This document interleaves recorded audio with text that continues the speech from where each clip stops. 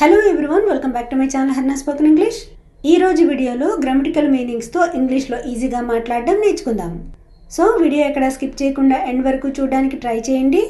ముందుగా ప్రీవియస్ వీడియోలో నేను మిమ్మల్ని అడిగిన క్వశ్చన్స్కి ఆన్సర్స్ చూద్దాం. నెంబర్ 1, నేను గోడకి మేకులు కొడుతున్నాను.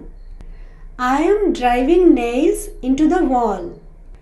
I'm driving nails into the wall.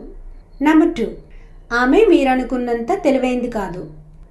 She is not so intelligent as you think. She is not so intelligent as you think. ఈరోజు వీడియోలో మీకు ఉండబోయే క్వశ్చన్స్. నెంబర్ 1, రావడానికి చాలా టైం పడుతుంది. నెంబర్ 2, మాట్లాడడానికి కూడా ఒక హద్దు ఉంటుంది. నెంబర్ 3, దేవుడి సంకల్పం ఉంటే వచ్చే సంవత్సరం నేను ఒక ఇల్లు కొంటాను. సో వీటికి ఆన్సర్స్ కమెంట్ సెక్షన్లో తెలియచేయండి.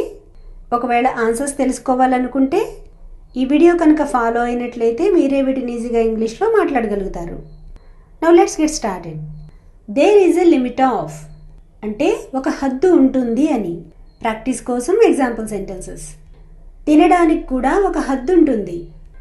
There is a limit of eating too. There is a limit of eating too. Too అంటే కూడా. ఇప్పుడు మీరు కూడా నాతో పాటు ఫ్రేమ్ చేయడానికి ట్రై చేయండి. ఇవ్వడానికి కూడా ఒక హద్దు ఉంటుంది. There is a limit of giving too. భరించడానికి కూడా ఒక హద్దు ఉంటుంది.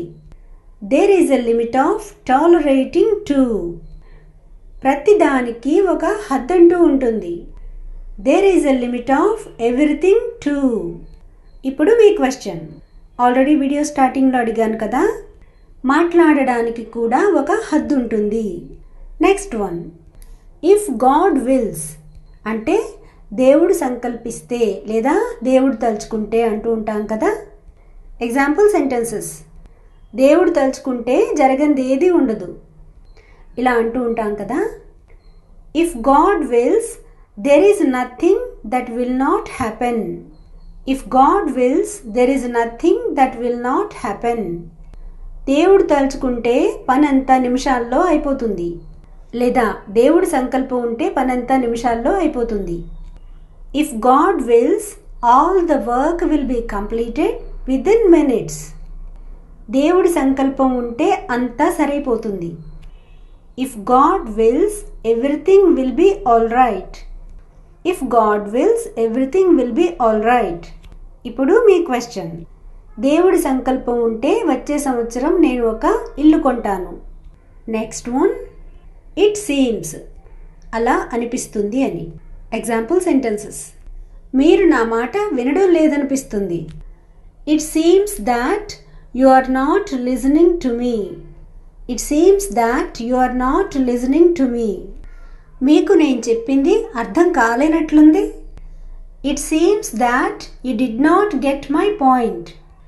It seems that you did not get my point. మీరు వాళ్ళని పట్టించుకోవడం లేనట్లుంది, లేదా మీరు వాళ్ళని పట్టించుకోవడం లేదనిపిస్తుంది.